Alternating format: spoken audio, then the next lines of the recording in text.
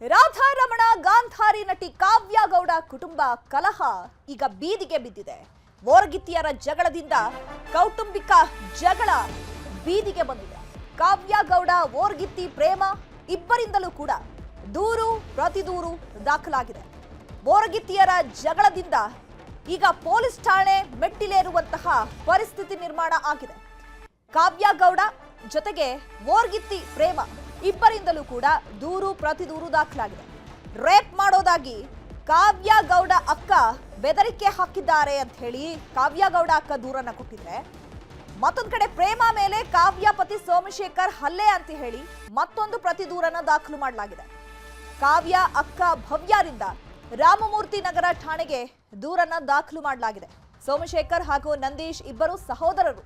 ಸೋಮಶೇಖರ್ ಪತ್ನಿ ಕಾವ್ಯ, ನಂದೀಶ್ ಪತ್ನಿ ಪ್ರೇಮ ಎಲ್ಲರೂ ಒಂದೇ ಮನೆಯಲ್ಲಿ ವಾಸ ಮಾಡ್ತಾ ಇದ್ರು. ಹೀಗಾಗಿ ಕಾವ್ಯ ಗೌಡ ಮತ್ತು ಪ್ರೇಮ ಮಧ್ಯೆ ಮನಸ್ತಾಪ ಶುರುವಾಗಿತ್ತಂತೆ.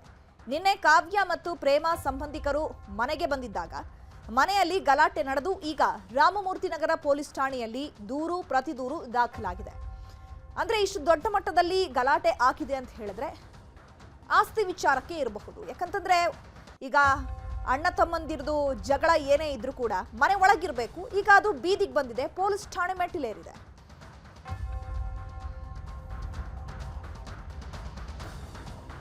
ಅವರು ಮನೆಗೋಸ್ಕರ ಗಲಾಟೆ ಮಾಡ್ತಾ ಇದ್ದಾರೆ. ನಮ್ಮನ್ನ ಮನೆಯಿಂದ ಹೊರಗಡೆ ಹಾಕ್ಬೇಕು ಅಂತ. ಅದು ನಮ್ಮ ಮಾವ ಅವ್ರ ಮನೆ ಸರ್. ಆಕ್ಚುಲಿ ನಮ್ಮ ಮಾವ ಅವ್ರ ಮನೆಯಲ್ಲಿ ನಾವು ನಮ್ಮ ಕುಟುಂಬ ಹಾಗೂ ಕಾವ್ಯಗೌಡ ಅವ್ರ ಕುಟುಂಬ ಆ ಮನೆಯಲ್ಲೇ ಇರೋದು. ಅವ್ರ ತಮ್ಮ ಸೋಮಶೇಖರ್ ಬಂದು ನಮ್ಮ ಮನೆಯವ್ರ ತಮ್ಮ.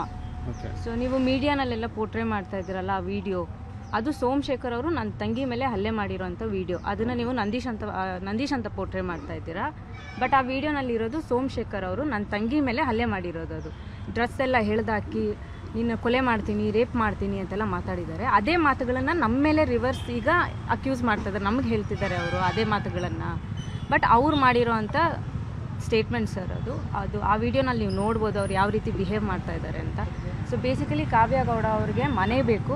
ಆ ಮನೆಗೋಸ್ಕರ ನಮ್ಮಿಬ್ಬರನ್ನ ಹೆಂಗಾದರೂ ಮಾಡಿ ಹೊರಗಡೆ ಹಾಕಬೇಕು ಅನ್ನೋ ಒಂದೇ ಒಂದು ಕಾರಣಕ್ಕೆ ಈ ಥರ ಕಿರಿಕ್ ಮಾಡ್ತಾ ಇದ್ದಾರೆ.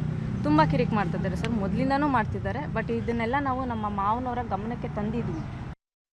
ನಮ್ಮ ಮಾವ ಇಲ್ಲ ಮೇಡಮ್, ಇದು ಆಲ್ರೆಡಿ ಒಂದ್ಸಲಿ ನನಗೆ ಅವರು ಹೊಡೆದಿದ್ರು. ನನ್ನ ಮಾವನ ಹೆಸರು ಹಾಳು ಮಾಡಬಾರ್ದು ಅಂತ ನಾನು ಪಬ್ಲಿಕ್ಗೆ ಬಂದಿಲ್ಲ. ಇದು ಎರಡನೇ ಸಲ. ಯಾಕಂದರೆ ನನ್ನ ಗಂಡನಿಗೆ ಹಿಂದೆ ಚಾಕು ಚುಚ್ಚಿದಾಗ ನನ್ನ ಮಗಳಿಗೆ ಹೊಡೆದಾಗ ಡೆಫಿನೆಟ್ ಆಗೆಲ್ಲ ಭಯ ಆಗುತ್ತೆ. ಅದಾದ ನಂತರ ನಮ್ಮ ಮಾವನ ಲೈಕ್ ಮಾಡ್ತೀನಿ ಅಂದಾಗೂ ನನಗೆ ಅದು ಸ್ವಲ್ಪ ನಂಬಿಕೆ ಭಯ ಆಯಿತು. ಯಾಕಂದರೆ ನನಗೆ ಇನ್ನೂ ಏನಾದರೂ ಹೆಚ್ಚು ಕಡಿಮೆ ಆದರೆ ನನಗೆ ಕಾನೂನು ಮೊರೆ ಹೋಗಲೇಬೇಕು. ಆ ಅಪ್ಪ ಒಂದು ಮಾತು ತೊಗೊಳ್ತಾನೆ, ರೇಪ್ ಕೇಸ್, ಲೈಕ್ ರೇಪ್ ಮಾಡ್ತೀನಿ ಅಂತ, 100 ಜನದ ಮುಂದೆ ಮಾಡ್ತೀನಿ ಅಂತ. ಸೊ ಅಪ್ಪಂಗೆ ಏನಾದರೂ ಧೈರ್ಯ ಇದ್ದರೆ ತೊಗೊಳ್ಳಿ ಸರ್. ಏನು ಸರ್ ಅವ್ರು ಹಂಗೆಲ್ಲ ಅಂದಾಗ ನನಗೆ ಹೆಂಗೆ ಸರ್, ನನ್ನ ಹೆಂಗೆ ಸರ್ ಮಾಡ್ಕೊಳ್ಳಿ, ನೀವೇ ಹೇಳಿ. ಅಷ್ಟು ಚೆನ್ನಾಗಿ ಬಂದು ಹೊಡಿಬೇಕಾದ್ರೆ ನಾನು ಹೆಣ್ಮಗು, ನಮ್ಮನೆ ತುಂಬ ದೊಡ್ಡದು ಸರ್. ನೀವು ಯಾರೋ ಹೋಗಿರ್ಬೋದು ನೀವು, ನಮ್ಮನೆ ತುಂಬ ದೊಡ್ಡದು. ಅಲ್ಲಿ ನಡಿಬೇಕಾದ್ರೆ ಎಲ್ಲ ನನ್ನ ಮನೆ ಬಂದು ಸೌತ್, ನಾನು ಮದುವೆ ಆಗಿರೋದು ನಾರ್ತಿಗೆ. ಸೌತ್ ನನ್ನ ಮನೆ ಕಡೆಯಿಂದ ಎಲ್ಲರೂ ತುಂಬಿಕೊಂಡ್ರು, ನನ್ನ ಮೇಲೆ ಅಟ್ಯಾಕ್ ಮಾಡಿದ್ರು. ಒಂದು ಹೆಣ್ಮಗು ಮಾಡ್ತಾರೆ, ಅವ್ರು ಮಾಡಿದಾರೆ ಒಂದೋಸ್ಕರ ಅಷ್ಟೇ. ಹೌದಾ ಸರ್, ಆಸ್ತಿಗೋಸ್ಕರ ಅನ್ಕೊಳ್ಳಿ ಸರ್. ನಾನೇನು ಮಾಡಿ ಅದು ನೀವು ಅಲ್ಲಿ ಕೇಳಬೇಕು ಸರ್. ನೀವು ನಂಗೆ ಗೊತ್ತಿಲ್ಲ ಸರ್, ನಂದು ಏನಿದೆಯೋ ನನ್ನ ಅದು ಮಾತ್ರ ಮಾತಾಡೋಕೆ ಇಷ್ಟಪಡ್ತೀನಿ. ಓಕೆನಾ? ಹೌದು ಇದೆ ಎಲ್ಲ ಕಂಪ್ಲೇಂಟ್ ಆಗಿದೆ, FIR ಆಗಿದೆ ಅವ್ರ ಬಗ್ಗೆ. ಎಸ್ ಕೊಟ್ಟಿದ್ದೀನಿ ಸರ್. ನನ್ನ ಅಡ್ಮಿಟ್ ಆಗಿದೆ. ನನ್ನ ಹಸ್ಬೆಂಡ್ ಇನ್ನೂ ICU ಅಲ್ಲಿದ್ದಾರೆ. ಸೊ ನನ್ನ ಹಸ್ಬೆಂಡ್ ಅವರು ಆಲ್ರೆಡಿ ಹೊಡೆದಾಕ್ಬಿಟ್ಟಿದ್ರು. ಇವಾಗ ICU ಅಲ್ಲಿದ್ದಾರೆ ನನ್ನ ಹಸ್ಬೆಂಡು. ನಾವು ಹೋಗಬೇಕು ಸರ್. Is fine. ಅಂದರೆ ಲೈಕ್ ಉಸಿರಾಡೋಕ್ಕೆ ಸ್ವಲ್ಪ ಜಾಸ್ತಿ ಕಷ್ಟ ಆಗ್ತದೆ, ಅಂದರೆ ತುಂಬ ಜೋರಾಗಿ ಇದು ಮಾಡಿದ್ದಾರೆ ಅವರು. ಸೊ ನೀವು ಇನ್ನೇನೇ ಕ್ವೆಶ್ಚನ್ ಇದ್ರು ಇನ್ನು ಮುಂದೆ ಕಾನೂನು ನೋಡ್ಕೊಳುತ್ತೆ.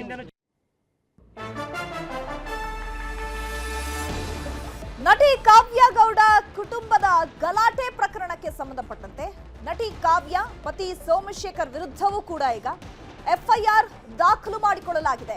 ನಟಿ ಕಾವ್ಯ ಸಹೋದರಿ ಭವ್ಯ ವಿರುದ್ಧವೂ ಕೂಡ FIR ದಾಖಲು ಮಾಡಲಾಗಿದೆ. ನಟಿ ಕಾವ್ಯ ಗೌಡ ಕುಟುಂಬದ ಗಲಾಟೆ ಪ್ರಕರಣಕ್ಕೆ ಸಂಬಂಧಪಟ್ಟಂತೆ ಈಗ ನಟಿ ಕಾವ್ಯ ಪತಿ ಸೋಮಶೇಖರ್, ನಟಿ ಕಾವ್ಯ ಸಹೋದರಿ ಭವ್ಯ ವಿರುದ್ಧವೂ FIR ಆಗಿದೆ. ನಟಿ ಕಾವ್ಯ ಮೇಲೆ ದೂರು ಕೊಟ್ಟಿದ್ದಾರೆ ನಂದೀಶ್ ಪತ್ನಿ. ನನ್ನ ತಂಗಿ ಮನೆಗೆ ಬಂದಾಗ ಜಗಳ ತೆಗೆದು ಬೆದರಿಕೆ ಹಾಕಿದ್ದಾರೆ. ಈ ಒಂದು ಅಂಶವನ್ನ ಕೂಡ FIR ನಲ್ಲಿ ಉಲ್ಲೇಖ ಮಾಡಲಾಗಿದೆ. ನಮ್ಮ ತಂದೆಗೆ ಕೊಲೆ ಬೆದರಿಕೆ ಕೂಡ ಹಾಕಿದ್ರು ಅಂತ ಹೇಳಿ ದೂರು ದಾಖಲು ಮಾಡಲಾಗಿದೆ. ಈಗ ನಂದೀಶ್ ಪತ್ನಿ ಪ್ರೇಮಾ ಅವರಿಂದಲೂ ಕೂಡ ದೂರು ದಾಖಲಾಗಿದೆ. ಹಾಗೆ ಕಾವ್ಯ ಗೌಡ, ಸೋಮಶೇಖರ್ ವಿರುದ್ಧವೂ ಕೂಡ FIR ಆಗಿದೆ. ಅಂದ್ರೆ ದೂರು ಪ್ರತಿ ದೂರು, ಇವ್ರ ಮೇಲೆ ಅವರು, ಅವ್ರ ಮೇಲೆ ಇವರು. ಈಗ ಆಪಾದನೆಗಳು ಕೂಡ ಅವ್ರ ಮೇಲೆ ಇವ್ರು ಹೇಳ್ತಿದ್ದಾರೆ, ಇವ್ರ ಮೇಲೆ ಅವ್ರು ಹೇಳ್ತಿದ್ದಾರೆ. ಸರ್ ಅವರು ಮನೆಗೋಸ್ಕರ ಗಲಾಟೆ ಮಾಡ್ತಾ ಇದ್ದಾರೆ, ನಮ್ಮನ್ನ ಮನೆಯಿಂದ ಹೊರಗಡೆ ಹಾಕ್ಬೇಕು ಅಂತ. ಅದು ನಮ್ಮ ಮಾವ ಅವ್ರ ಮನೆ ಸರ್. ಆಕ್ಚುಲಿ ನಮ್ಮ ಮಾವ ಅವ್ರ ಮನೆಯಲ್ಲಿ ನಾವು ನಮ್ಮ ಕುಟುಂಬ ಹಾಗೂ ಕಾವ್ಯಗೌಡ ಅವ್ರ ಕುಟುಂಬ ಆ ಮನೆಯಲ್ಲೇ ಇರೋದು. ಅವ್ರ ತಮ್ಮ ಸೋಮಶೇಖರ್ ಬಂದು ನಮ್ಮ ಮನೆಯವ್ರ ತಮ್ಮ. ಸೊ ನೀವು ಮೀಡಿಯಾನಲ್ಲೆಲ್ಲ ಪೋರ್ಟ್ರೇ ಮಾಡ್ತಾ ಇದ್ದೀರಲ್ಲ ಆ ವಿಡಿಯೋ, ಅದು ಸೋಮಶೇಖರ್ ಅವರು ನನ್ನ ತಂಗಿ ಮೇಲೆ ಹಲ್ಲೆ ಮಾಡಿರೋಂಥ ವಿಡಿಯೋ. ಅದನ್ನು ನೀವು ನಂದೀಶ್ ಅಂತ ಪೋರ್ಟ್ರೇ ಮಾಡ್ತಾ ಇದ್ದೀರಾ. ಬಟ್ ಆ ವಿಡಿಯೋನಲ್ಲಿ ಇರೋದು ಸೋಮಶೇಖರ್ ಅವರು ನನ್ನ ತಂಗಿ ಮೇಲೆ ಹಲ್ಲೆ ಮಾಡಿರೋದು. ಅದು ಡ್ರೆಸ್ ಎಲ್ಲ ಎಳ್ದಾಕಿ ನೀನು ಕೊಲೆ ಮಾಡ್ತೀನಿ, ರೇಪ್ ಮಾಡ್ತೀನಿ ಅಂತೆಲ್ಲ ಮಾತಾಡಿದ್ದಾರೆ. ಅದೇ ಮಾತುಗಳನ್ನು ನಮ್ಮ ಮೇಲೆ ರಿವರ್ಸ್ ಈಗ ಅಕ್ಯೂಸ್ ಮಾಡ್ತಾ ಇದ್ದಾರೆ, ನಮಗೆ ಹೇಳ್ತಿದ್ದಾರೆ ಅವರು ಅದೇ ಮಾತುಗಳನ್ನು. ಬಟ್ ಅವ್ರು ಮಾಡಿರೋ ಅಂಥ ಸ್ಟೇಟ್ಮೆಂಟ್ ಸರ್ ಅದು ಆ ವಿಡಿಯೋನಲ್ಲಿ ನೀವು ನೋಡ್ಬೋದು ಅವ್ರು ಯಾವ ರೀತಿ ಬಿಹೇವ್ ಮಾಡ್ತಾ ಇದ್ದಾರೆ ಅಂತ.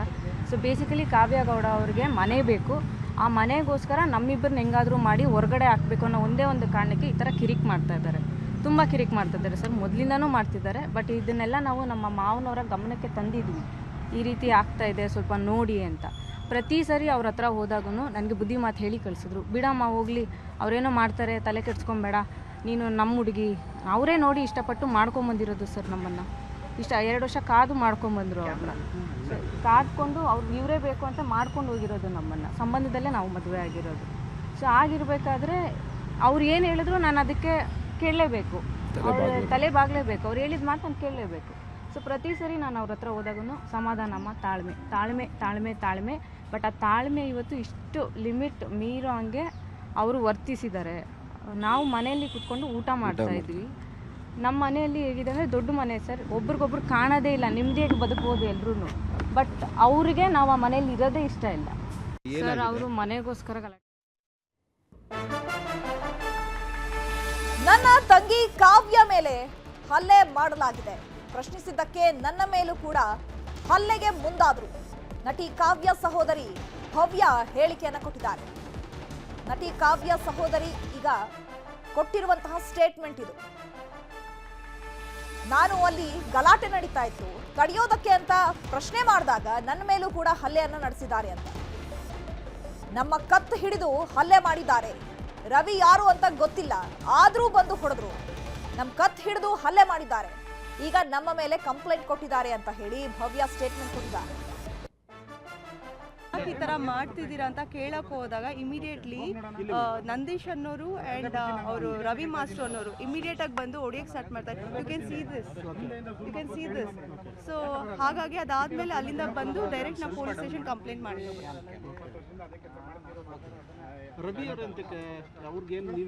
ಅವ್ರು ಯಾರಂತಾನೆ ನನಗೆ ಗೊತ್ತಿಲ್ಲ ಸರ್, ಯಾರಂತಾನೆ ಗೊತ್ತಿಲ್ಲ. ಸಡನ್ ಆಗಿ ಬಂದು ಹೊಡಿಯಕ್ಕೆ ಸ್ಟಾರ್ಟ್ ಮಾಡಿದ್ದಾರೆ. ಯಾರಂತಾನೆ ಗೊತ್ತಿಲ್ಲ. ಅವ್ರು ಆಲ್ರೆಡಿ ಹೊಡೆದಿದ್ದಾರೆ. ಹೌದು, ಯಾಕೆ ಹೊಡಿತಿದ್ದಾರೆ? ಅಲ್ಲಿ ಆಲ್ರೆಡಿ ಒಂದು ಡೈಲಮಾ ನಡೀತಾ ಇದೆ. ಸಡನ್ ಆಗಿ ನಾವು ಹೋದಾಗ ನಾವು ಹೋಗಿದ್ದು ಇಮಿಡಿಯೇಟ್ ನಮ್ಮ ಮೇಲೆ ಅಟ್ಯಾಕ್ ಆಗುತ್ತೆ ಸರ್. ಇದು ಅಲ್ಲಿ ಕೈಯಲ್ಲೇ ಆಕ್ಚುಲಿ ಬಂದು ಇಲ್ಲೇ ಹಿಡ್ಕೊಂಡಿದ್ದು, ಇಬ್ಬರೂ ಅಷ್ಟೇ ಇಲ್ಲೇ ಹಿಡ್ಕೊಂಡು ಹೊಡಿಯಕ್ಕೆ ಸ್ಟಾರ್ಟ್ ಮಾಡಿದ್ದು.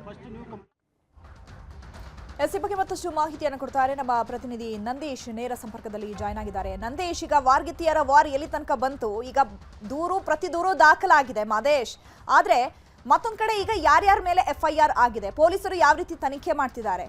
ಆ ವಿಡಿಯೋದಲ್ಲಿ ಸ್ಪಷ್ಟವಾಗಿ ಗೊತ್ತಾಗ್ತಾ ಇದೆ ಸೋಮಶೇಖರ್ ಅವರು ಯಾವ ರೀತಿಯಾಗಿ ಬಿಹೇವ್ ಮಾಡಿದ್ದಾರೆ ಅನ್ನುವಂಥದ್ದು. ಇದನ್ನೆಲ್ಲ ಯಾವ ರೀತಿಗೆ ಪರಿಗಣನೆಗೆ ತೆಗೆದುಕೊಳ್ಳುವಂತಹ ಸಾಧ್ಯತೆ ಇದೆ?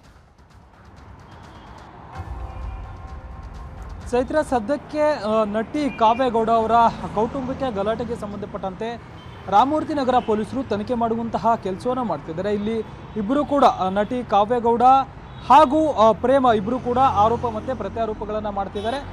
ಈತ ಪ್ರೇಮ ಅವರು ಒಂದಷ್ಟು ವಿಡಿಯೋಗಳನ್ನು ಪೊಲೀಸರಿಗೆ ಸಾಕ್ಷ್ಯ ಅಂತೇಳಿ ಕೊಡುವಂಥ ಕೆಲಸವನ್ನು ಮಾಡಿದ್ದಾರೆ. ಅಂದರೆ ಇಲ್ಲಿ ಪ್ರೇಮ ಅವರು ಒಂದಷ್ಟು ಆರೋಪಗಳನ್ನು ಮಾಡ್ತಿದ್ರು. ಅಂದರೆ ಒಂದಷ್ಟು ವಿಚಾರಗಳಿಗೆ, ಸಣ್ಣ ಪುಟ್ಟ ವಿಚಾರಗಳಿಗೆ ಆಕೆ ನಮ್ಮನ್ನು ಮನೆಯಲ್ಲಿ ಇರುವಂಥ ವಿಚಾರಕ್ಕೆ ಸಂಬಂಧಪಟ್ಟಂತೆ ನೀವು ನಮ್ಮ ಮನೆಯಲ್ಲಿ ಯಾಕಿದ್ದೀರಾ, ನೀವು ಮನೆಯಿಂದ ಹೊರಗಡೆ ಹೋಗಿ ಅನ್ನುವಂತಹ ವಿಚಾರಗಳನ್ನು ಇಟ್ಕೊಂಡು ನಮ್ಮ ಬಗ್ಗೆ ಗಲಾಟೆ ಮಾಡ್ಕೊಂಡು ಬರ್ತಾರೆ. ಪದೇ ಪದೇ ಗಲಾಟೆಗಳನ್ನು ಮಾಡ್ಕೊಂಡೇ ಬರ್ತಿದ್ದಾರೆ. ನಮ್ಮನ್ನು ಮನೆಯಿಂದ ಹೊರಗಡೆ ಹಾಕಬೇಕು ಅನ್ನೋಂಥ ವಿಚಾರಕ್ಕೆ ಸಂಬಂಧಪಟ್ಟಂತೆ ಕಾಲು ಕರ್ಕೊಂಡು ಅವರು ಗಲಾಟೆಗೆ ಬರ್ತಿದ್ದಾರೆ. ಅದೇ ರೀತಿಯಾಗಿ ನಿನ್ನೆ ಗಲಾಟೆಗೆ ಬಂದು ಅವರು ಮತ್ತು ಸೋಮಶೇಖರ್ ಇಬ್ಬರು ಕೂಡ ನಮ್ಮ ಮೇಲೆ ಹಲ್ಲೆಗೆ ಪ್ರಯತ್ನ ಪಟ್ಟಿದ್ದಾರೆ. ಚಪ್ಪಲಿ ತೊಗೊಂಡು ಹೊಡಕ್ಕೆ ಬಂದಿದ್ದಾರೆ. ಅವಾಚ್ಯ ಶಬ್ದಗಳಿಂದಲೂ ಕೂಡ ಅವರು ಬೈದಿದ್ದಾರೆ ಅನ್ನುವಂಥ ಆರೋಪಗಳನ್ನು ಪ್ರೇಮ ಅವ್ರು ಮಾಡುವಂಥ ಕೆಲಸವನ್ನು ಮಾಡಿದರು. ಅದಕ್ಕೆ ಸಂಬಂಧಪಟ್ಟಂತೆ ಒಂದಷ್ಟು ಫೋಟೋಗಳು ಮತ್ತು ಒಂದಷ್ಟು ವಿಡಿಯೋಗಳು ಕೂಡ ಈಗಾಗಲೇ ಸಿಕ್ಕಿವೆ. ಅದನ್ನು ಪೊಲೀಸರು ಕೂಡ ಕಲೆ ಹಾಕುವಂಥ ಕೆಲಸವನ್ನು ಮಾಡಿದ್ದಾರೆ. ಇವರ ವರ್ಷನ್ ಇದಾಯಿತು. ಅಂದರೆ ಸಣ್ಣ ಪುಟ್ಟ ವಿಚಾರಗಳಿಗೆ ಜೊತೆಗೆ ಮನೆಯಲ್ಲಿ ಇರಬಾರ್ದು ಅನ್ನೋಂಥ ವಿಚಾರಕ್ಕೆ ಸಂಬಂಧಪಟ್ಟಂತೆ ಕಾವ್ಯಗೌಡ ಅವರು ಪ್ರೇಮ ಅವರನ್ನು ಹಲ್ಲೆ ಮಾಡಲಾಗ್ತಿದೆ, ಅವ್ರ ಜೊತೆ ಜಗಳಗಳನ್ನು ಮಾಡ್ಕೊಳ್ತಿದ್ದಾರೆ ಅಂತೇಳಿ ಪ್ರೇಮ ಅವರು ಆರೋಪವನ್ನು ಮಾಡುವಂಥ ಕೆಲಸವನ್ನು ಮಾಡ್ತಿದ್ದಾರೆ. ನಂದೀಶ್ ಅವರು ಕೂಡ ಆರೋಪವನ್ನು ಮಾಡುವಂಥ ಕೆಲಸವನ್ನು ಮಾಡ್ತಿದ್ದಾರೆ. ಮತ್ತೊಂದು ಕಡೆ ಕಾವ್ಯಗೌಡ ಅವರು ನನ್ನ ಮಗಳಿಗೆ ಅವರು ಹೊಡೆದ್ರು, ಹೀಗಾಗಿ ನಾನು ಇದ್ರ ಬಗ್ಗೆ ರಿಯಾಕ್ಟ್ ಆಗಬೇಕಾಯಿತು, ಅವರೇ ನಮ್ಮ ಮೇಲೆ ಹಲ್ಲೆ ಮಾಡಿದ್ದಾರೆ, ನನ್ನ ಗಂಡನಿಗೂ ಕೂಡ ಚಾಕುವಿನಿಂದ ಇರಿದಿದ್ದಾರೆ ಅಂತೇಳಿ ಗಂಭೀರ ಆರೋಪಗಳನ್ನು ಮಾಡುವಂಥ ಕೆಲಸವನ್ನು ಮಾಡ್ತಿದ್ದಾರೆ. ಮನೆಯಲ್ಲಿ ಆದಂಥ ಸಣ್ಣ ಪುಟ್ಟ ಜಗಳ ಈ ರೀತಿಯಾಗಿ ದೊಡ್ಡದಾಗಿ ಸೀರಿಯಲ್ ನಟಿಯ ಒಂದು ಕೌಟುಂಬಿಕ ಕಲಹ ಈಗ ಪೊಲೀಸ್ ಠಾಣೆ ಮೆಟ್ಟಿಲೇರಿದೆ. ಈಗಾಗಲೇ ಎರಡೂ ಕಡೆಯವರನ್ನು ಕೂಡ ಕರೆಸಿ ಠಾಣೆಗೆ ವಿಚಾರಣೆ ಮಾಡುವಂಥ ಕೆಲಸವನ್ನು ಪೊಲೀಸರು ಮಾಡಿದ್ದಾರೆ. ಇಬ್ಬರ ಕಡೆಯಿಂದಲೂ ಕೂಡ ಹೇಳಿಕೆಗಳನ್ನು ದಾಖಲಿಸಿಕೊಳ್ಳುವಂಥ ಕೆಲಸವನ್ನು ಮಾಡಿದ್ದಾರೆ. ಸದ್ಯಕ್ಕೆ ಒಂದಷ್ಟು ವಿಡಿಯೋಗಳು ಕೂಡ ವೈರಲ್ ಆಗಿತ್ತು. ಆ ಒಂದು ವಿಡಿಯೋಗಳಲ್ಲಿ ಕಾವ್ಯಗೌಡ ಅವರು ಆವಾಜ್ ಆಗ್ತಿರುವಂಥ ಒಂದಷ್ಟು ವಿಚಾರಗಳಿದೆ. ಜೊತೆಗೆ ಅವರ ಪತಿ ಸೋಮಶೇಖರ್ ಅವರು ಚಪ್ಪಲಿ ತೋರಿಸುವಂಥ ವಿಚಾರ ಆಗಿರ್ಬೋದು, ಅವಾಚ್ಯ ಶಬ್ದಗಳಿಂದ ಬೈಯುವಂಥದ್ದು ಕೂಡ ಅದರಲ್ಲಿ ರೆಕಾರ್ಡ್ ಆಗಿತ್ತು.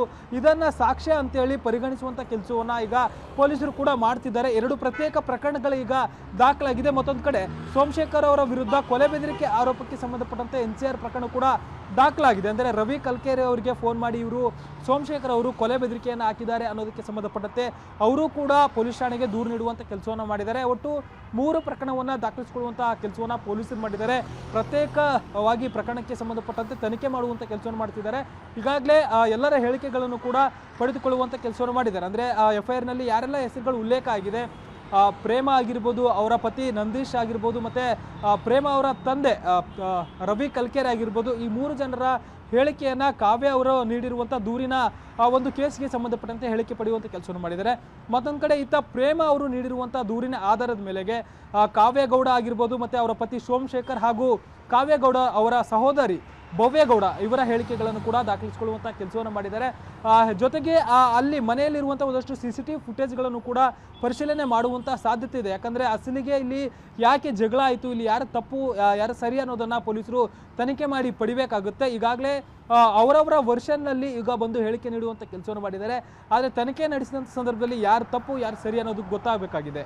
ಚೈತ್ರ, ಮಾದೇಶ್, ಈಗ ಮೇಲ್ನೋಟಕ್ಕೆ ಗೊತ್ತಾಗಿರೋದು ಮನೆ ವಿಚಾರವಾಗಿ ಓರ್ಗಿತ್ತಿಯರ ನಡುವೆ ಜಗಳ ಆಗಿದೆ ಅಂತ ಹೇಳಿ. ಈಗ ಆ ಮನೆ ಯಾರ ಹೆಸರಲ್ಲಿದೆ, ಜೊತೆಗೆ ಈಗ ಮಾವನ ಹೆಸರಲ್ಲಿರೋದು ಅನ್ನೋದು ಗೊತ್ತಾಗಿದೆ. ಮಾವನ ಹೆಸರಲ್ಲಿ ಇದ್ರೆ ಈಗ ಅಣ್ಣ ತಮ್ಮಂದಿರಿಗೆ ಏನಾದ್ರೂ ಶೇರ್ ಇದೆಯಾ ಆ ಮನೆ ಮೇಲೆ, ಅಥವಾ ಇವರು ಏನಾದ್ರೂ ಶೇರ್ ಹಾಕಿ ಆ ಮನೆಯನ್ನ ಕಟ್ಟಿದ್ರ? ಸೊ ಅದಕ್ಕಾಗಿ ಈಗ ಅಣ್ಣ ತಮ್ಮಂದಿರು ಜಗಳ ಮಾಡ್ಕೊಳ್ತಾ ಇದ್ದಾರಾ? ಇಲ್ಲಿ ನಂದೀಶ್ ಹಾಗೆ ಸೋಮಶೇಖರ್ ಇಬ್ಬರಲ್ಲಿ ಯಾರ ಅಣ್ಣ ಯಾರು ತಮ್ಮ? ಚೈತ್ರ, ಇಲ್ಲಿ ಸೋಮಶೇಖರ್ ಹಾಗೂ ನಂದೀಶ್ ಇಬ್ರು ಕೂಡ ಅಣ್ಣ ತಮ್ಮ ಇದ್ರು. ನಂದೀಶ್ ಇಲ್ಲಿ ಅಣ್ಣ ಆಗಿದ್ರೆ ಸೋಮಶೇಖರ್ ತಮ್ಮ. ನಂದೀಶ್ ಪ್ರೇಮ ಅವರನ್ನ ಸಂಬಂಧಿಕರು, ಅಂದರೆ ಪ್ರೇಮ ಮತ್ತೆ ನಂದೀಶ್ ಇಬ್ರು ಕೂಡ ಸಂಬಂಧಿಕರು, ಒಂದು ಅರೇಂಜ್ ಮ್ಯಾರೇಜ್ ಆಗಿರ್ತಾರೆ.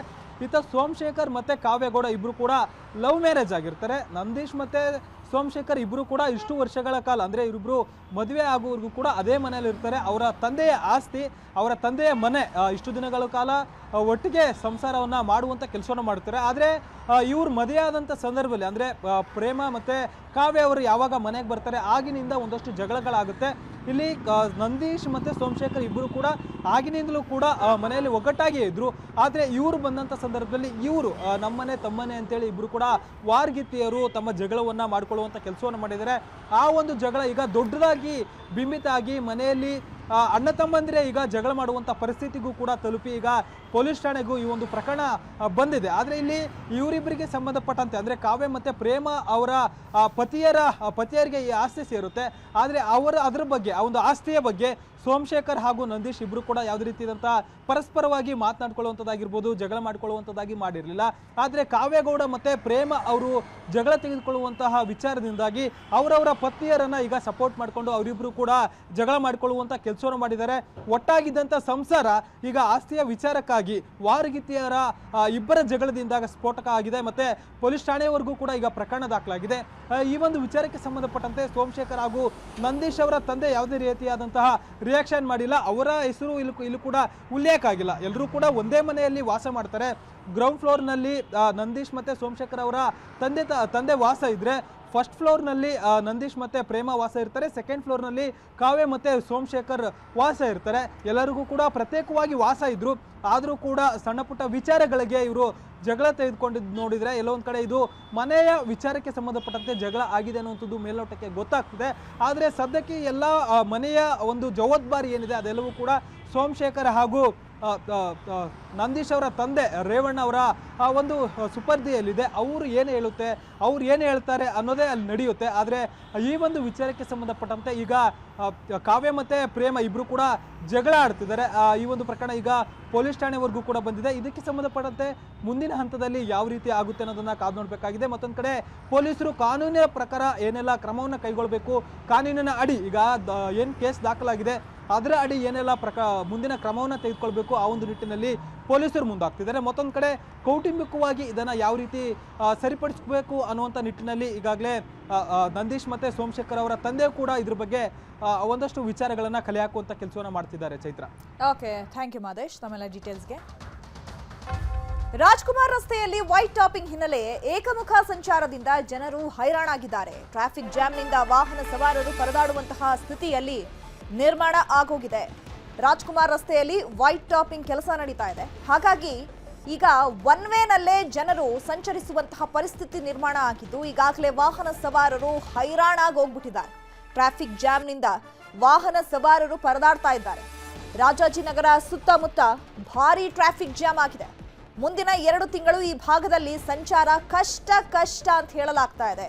ಕಾಮಗಾರಿ ವೇಗವಾಗಿ ಮಾಡುವಂತೆ ಸವಾರರು ಒತ್ತಾಯಿಸ್ತಾ ಇದ್ದಾರೆ. ಮತ್ತೊಂದು ಭಾಗ ವೈಟ್ ಟಾಪಿಂಗ್ ಕಾಮಗಾರಿ ಹಿನ್ನೆಲೆ ವಾಹನ ಸವಾರರಿಗೆ ಟ್ರಾಫಿಕ್ ಬಿಸಿ ತಟ್ಟಿದೆ. ತುಮಕೂರು ಹೈವೇ ಮೂಲಕ ನಗರ ಪ್ರವೇಶ ಮಾಡೋ ವಾಹನಗಳ ಮಾರ್ಗ ಕೂಡ ಬದಲಾವಣೆ ಆಗಿರೋದ್ರಿಂದ ಇದು ಎಫೆಕ್ಟ್ ಆಗ್ತಾ ಇದೆ.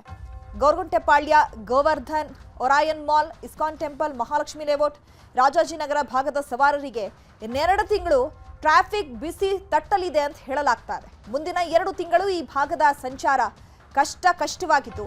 ಬೆಳಗ್ಗೆ ಹೊತ್ತಲ್ಲೇ ಕಿಲೋಮೀಟರ್ ಗಟ್ಟಲೆ ಸಾಲು ವಾಹನಗಳು ನಿಂತಾ ಇದೆ.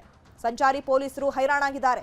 ಸುಮಾರು 14ಕ್ಕೂ ಹೆಚ್ಚು ಜಿಲ್ಲೆಗಳಿಂದ ಬರ್ತಾ ಇರುವಂತಹ ವಾಹನಗಳು. ಯಾಕಂದ್ರೆ ಪೊಲೀಸರಿಗೂ ಕೂಡ ಒಂದು ಹರಸಾಹಸ ಇದು. ಯಾಕಂದ್ರೆ ಎಲ್ಲ ವಾಹನಗಳನ್ನ ಡೈವರ್ಟ್ ಮಾಡಬೇಕು ಅಥವಾ ಬೇರೆ ಮಾರ್ಗಗಳನ್ನ ಬದಲಿ ಮಾಡಬೇಕು ಅಂತ ಹೇಳಿದ್ರೆ ನಿಜಕ್ಕೂ ಕೂಡ ಸಾಕಷ್ಟು ಸವಾಲನ್ನ ಎದುರಿಸಬೇಕಾಗತ್ತೆ. ಅದರಲ್ಲೂ ಕೂಡ ಈಗ ಏಕಮುಖ ಒನ್ ವೇ ಇರೋದ್ರಿಂದ ಟ್ರಾಫಿಕ್ ಜಾಮ್ ಹೆಚ್ಚಾಗೇ ಇರುತ್ತೆ. ಸೊ ವೈಟ್ ಟಾಪಿಂಗ್ ಅಂತ ಹೇಳಿದ್ರೆ ಈಗ ರಾತ್ರಿ ಮಾಡೋಕ್ಕಾಗತ್ತಾ ಅಥವಾ ಬೆಳಿಗ್ಗೆನಾದರೂ ಮಾಡೋಕ್ಕಾಗತ್ತಾ, ಅದು ಪ್ಲಾನ್ ಅವ್ರು ಮಾಡ್ಕೊಳ್ಬೇಕು. ಸೊ ಹಾಗಾಗಿ ಈಗ ವಾಹನ ಸವಾರರು ಆದಷ್ಟು ಬೇಗ ಕಾಮಗಾರಿಯನ್ನು ಪೂರ್ಣಗೊಳಿಸಿ ಅಂತ ಒತ್ತಾಯಿಸ್ತಾ ಇದ್ದಾರೆ. ನಮ್ಮ ಒರಾಯನ್ ಮಾಲ್ ಎದುರುಗಡೆ ಇಡೀ ನೆಲಮಂಗಲ ಎಷ್ಟು 5 ಜಿಲ್ಲೆಗಳು ಕಾಂಟ್ಯಾಕ್ಟ್ ಆಗುತ್ತೆ. ಅಲ್ಲಿ 5ಕ್ಕೂ ಹೆಚ್ಚು ಜಿಲ್ಲೆಗಳು. ಸಂಚಾರಿ ಇಲಾಖೆ ಕೂಡ ಅದನ್ನು ಪರಿಗಣಿಸೋಕ್ಕಾಗೋದಿಲ್ಲ. ಯಾಕೆಂದರೆ ಅದನ್ನು ಲೆಕ್ಕಕ್ಕೆ ತಗೊಳಕ್ಕಾಗೋದು ಅಷ್ಟು ತೀವ್ರತರವಾದ ಸಂಚಾರಿ ಅಲ್ಲಿದೆ ಸಂಚಾರ ವ್ಯವಸ್ಥೆ. ಅದನ್ನು ಇವರು ಎಷ್ಟು ಬೇಗ ಆಗುತ್ತೆ ಅಷ್ಟು ಬೇಗ ಮುಗಿಸ್ಕೊಡ್ಬೇಕು. ಇದರಿಂದ ಸಾರ್ವಜನಿಕರಿಗೆ ತೀವ್ರತರವಾದ ತೊಂದರೆ ಆಗ್ತಾಯಿದೆ. ಅಲ್ಲಿ ರೈಡ್ ತೊಗೊಂಡು ಊರೆಲ್ಲ ಬಳಸಾಡ್ಕೊಂಡು ಸುತ್ತಾಡ್ಕೊಂಡು ಹೋಗಬೇಕಾಗಿದೆ. ಇದರಿಂದ ಸಾರ್ವಜನಿಕರಿಗೆ ಭಾಳ ಅನಾನುಕೂಲ ಆಗ್ತಾಯಿದೆ. ಸರ್ಕಾರ ಆದಷ್ಟು ಬೇಗ ಈ ನಿಟ್ಟಿನಲ್ಲಿ ಕೆಲಸ ಮುಗಿಸ್ಕೊಟ್ಟು ಅದನ್ನು ಬೇಗ ಸುಗಮ ಸಂಚಾರಕ್ಕೆ ಅನುವು ಮಾಡಿಕೊಡ್ಬೇಕು ಅಂತೇಳಿ ಕೇಳ್ಕೊಳ್ತಾ ಇದ್ದೀನಿ. ಆದರೆ ಇವು ಕೆಲಸ ಬೇಗ ಮುಗಿಸ್ತಾ ಇಲ್ಲ. ನಾವು ಆಫೀಸ್ಗೆ ಹೋಗ್ಬೇಕಾದ್ರೆ ಬೆಳಿಗ್ಗೆ 9 ಗಂಟೆ ಆಫೀಸ್ ಇದೆ, ನಾವು ಬೆಳಿಗ್ಗೆ 7 ಗಂಟೆ ಮಾಡಿಬಿಡ್ಬೇಕು. ಯಾಕಂದ್ರೆ 2 ಅವರ್ ಟ್ರಾಫಿಕ್ ಜಾಮ್ ಅಲ್ಲೇ ಆಗತ್ತೆ ನಮಗೆ. ಅದು ತುಂಬ ತೊಂದರೆ ಆಗ್ತಿದೆ ನಮಗೆ. ದಯವಿಟ್ಟು BMP ನಮ್ಮ ಸರ್ಕಾರದಾಗ ಬೇಗ ಕೆಲಸ ಮುಗಿಸ್ಕೊತ ಕೇಳ್ಕೊಳ್ತಾ ಇದ್ದೀವಿ ನಾವು.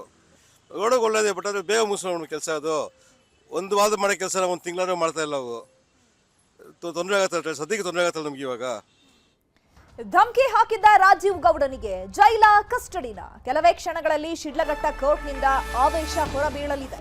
ಭದ್ರತೆಯಲ್ಲಿ ಶಿಡ್ಲಘಟ್ಟ ಕೋರ್ಟ್ಗೆ ಪೊಲೀಸರು ಆತನನ್ನ ಕರೆತಂದಿದ್ದಾರೆ. ನಿನ್ನೆ ರಾತ್ರಿ ಆತನನ್ನ ಬಂಧಿಸಲಾಗಿತ್ತು. ನೇರವಾಗಿ ಚಿಕ್ಕಬಳ್ಳಾಪುರದ ಶಿಡ್ಲಘಟ್ಟಕ್ಕೆ ಕರೆತರಲಾಗಿತ್ತು. ಅದಾದ ಮೇಲೆ ಆಸ್ಪತ್ರೆಯಲ್ಲಿ ಒಂದಷ್ಟು ಮೆಡಿಕಲ್ ಚೆಕಪ್ ಅನ್ನ ಮಾಡಿಸಿದ ಬಳಿಕ ಆತನನ್ನ ಕೋರ್ಟ್ಗೂ ಕೂಡ ಕರೆತರಲಾಗಿತ್ತು. ಇನ್ನೇನು ಕೆಲವೇ ಕ್ಷಣಗಳಲ್ಲಿ ಕೋರ್ಟ್ನಿಂದ ಆದೇಶ ಕೂಡ ಹೊರಬೀಳುತ್ತೆ. ಜೈಲ ಬೇಲ ಅನ್ನುವಂಥದ್ದು ಡಿಸೈಡ್ ಆಗುತ್ತೆ. ಮೆಡಿಕಲ್ ಚೆಕಪ್ಗೆ ಕರೆತಂದಾಗ್ಲೂ ಕೂಡ ಫುಲ್ ಸ್ಮೈಲ್ ಮಾಡ್ತಾ ಇದ್ರು ರಾಜೀವ್ ಗೌಡ. ಕೋರ್ಟ್ ಬಳಿ ಬೆಂಬಲಿಗರಿಗೆ ಶೇಕ್ ಹ್ಯಾಂಡ್ ಕೊಟ್ಟು ಪೋಸ್ ಕೂಡ ಕೊಟ್ಟಿದ್ದಾರೆ. ಕೆಲವೇ ಕ್ಷಣಗಳಲ್ಲಿ ರಾಜೀವ್ ಗೌಡ ಭವಿಷ್ಯ ನಿರ್ಧಾರ ಆಗುತ್ತೆ. ಜಾಮೀನು ಸಿಗೋ ನಿರೀಕ್ಷೆಯಲ್ಲಿ ಆರೋಪಿ ರಾಜೀವ್ ಗೌಡ ಇದ್ದಾರೆ. ಹಾಗಾಗಿ ಸ್ಮೈಲ್ ಮಾಡಿಕೊಂಡು ತಮ್ಮ ಬೆಂಬಲಿಗರಿಗೆ ಶೇಕ್ ಹ್ಯಾಂಡ್ ಮಾಡಿಕೊಂಡು ಪೋಸ್ ಅನ್ನ ಕೊಟ್ಟಿದ್ದಾರೆ. ಈಗಾಗಲೇ ಶ್ಯೂರಿಟಿ ಕೊಡೋದಕ್ಕೆ ಇಬ್ಬರು ವ್ಯಕ್ತಿಗಳು ಕೂಡ ಆಗಮಿಸಿದ್ದಾರೆ. ಆಸ್ತಿ ಪತ್ರಗಳ ಜೊತೆಗೆ ರಾಜೀವನ ಆಪ್ತರು ಈಗಾಗಲೇ ಆ ಒಂದು ಸ್ಥಳಕ್ಕೆ ಆಗಮಿಸಿದ್ದಾರೆ. ಆತ ಅಂದ್ಕೊಂಡಿರಬೇಕು ತಾನು ದೇಶಕ್ಕೇನೋ ಒಳ್ಳೇದು ಮಾಡಿದ್ದೀನಿ ಅಂತ ಹೇಳಿ. ಆದರೆ ಒಂದು ಮಹಿಳೆಗೆ ನೀಚ ಪದಗಳಿಂದ ಅವಾಚ್ಯ ಶಬ್ದಗಳಿಂದ ನಿಂದಿಸಿರೋದು ಅಂತ ಹೇಳಿ ಆತನ ತಲೆಯಲ್ಲಿ ಇಲ್ಲ ಅಂತ ಅನ್ಸುತ್ತೆ. ಇಷ್ಟು ದಿನ ಇಲ್ಲದೆ ಇರುವಂತಹ ಸ್ಮೈಲು ಪೋಸು ಈಗ ಯಾಕೋ ಅರ್ಥ ಆಗ್ತಾ ಇಲ್ಲ. ಯಾಕಂದರೆ 13 ದಿನಗಳ ಕಾಲ ತಲೆಮರೆಸ್ಕೊಂಡಿದ್ದಾಯ್ತು. ತಲೆಮರೆಸ್ಕೊಂಡಾದ್ಮೇಲೆ ಒಂದು ಚೂರು ನಾಚಿಕೆ ಇಲ್ಲದೆ ಸ್ಮೈಲ್ ಮಾಡಿಕೊಂಡು ಶೇಕ್ ಹ್ಯಾಂಡ್ ಮಾಡಿಕೊಂಡು ಪೋಸ್ ಕೊಡ್ತಾ ಇರೋದು ನೋಡು.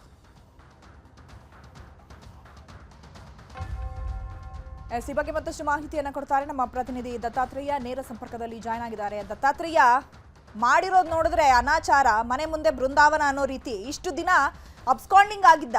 ಈಗ ಕೋರ್ಟ್ನ ಆವರಣದಲ್ಲೇ ಸ್ಮೈಲ್ ಮಾಡಿಕೊಂಡು ಬೆಂಬಲಿಗರಿಗೆ ಶೇಕ್ ಹ್ಯಾಂಡ್ ಮಾಡಿಕೊಂಡು ಏನೋ ನಮಗೆ ಬೇಲ್ ಸಿಗುತ್ತೆ ಅನ್ನುವಂತಹ ಸಾಕಷ್ಟು ನಿರೀಕ್ಷೆ ಇರುವಂಥದ್ದು ಎದ್ದು ಕಾಣಿಸ್ತಾ ಇದೆ. ಸದ್ಯಕ್ಕೆ ಕೋರ್ಟ್ನಲ್ಲಿ ಏನು ನಡೀತಾ ಇದೆ? ಜೈಲಾಗುತ್ತಾ ಅಥವಾ ಬೇಲ್ ಆಗುತ್ತಾ? ಈ ಆರೋಪಗಳ ಸ್ವರೂಪಗಳನ್ನು ನೋಡ್ತಾ ಇದ್ರೆ ಎಷ್ಟು ಮಟ್ಟಿಗೆ ಬೇಲ್ ಸಿಗುವಂತಹ ಸಾಧ್ಯತೆಗಳು ಇದೆ?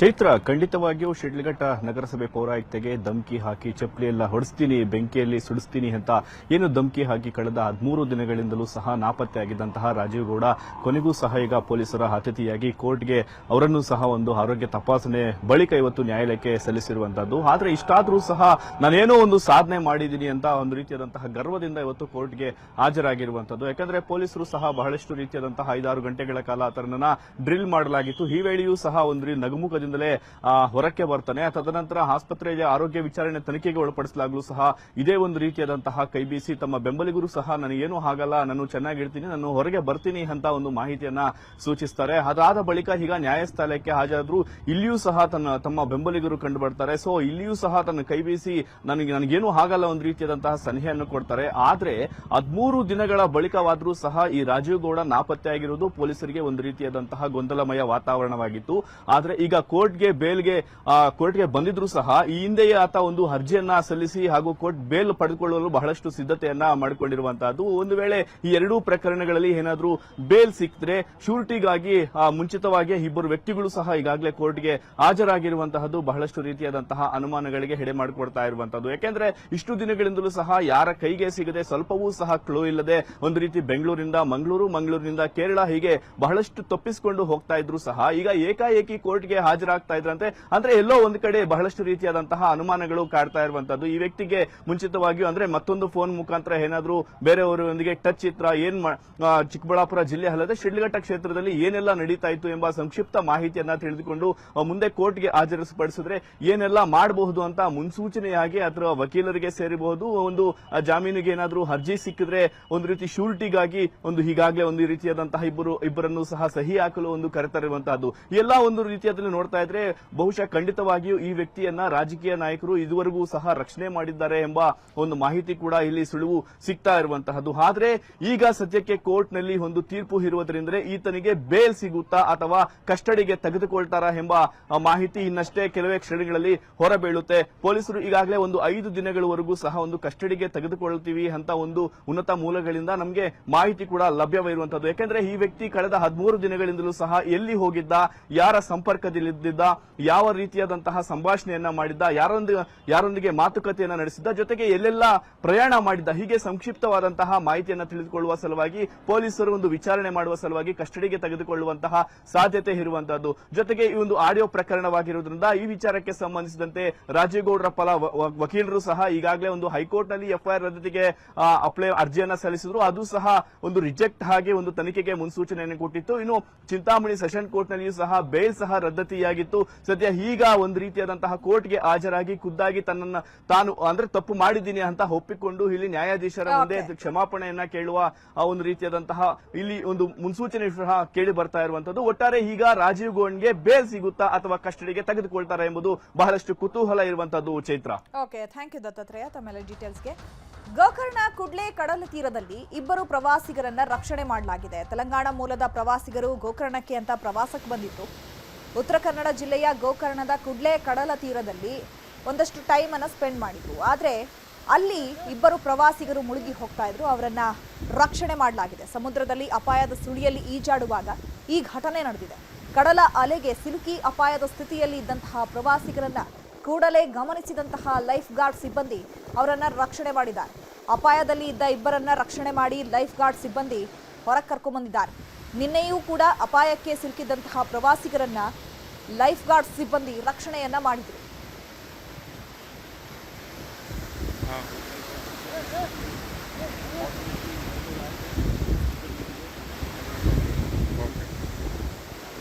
एक मिनट फोटो निकल हाँ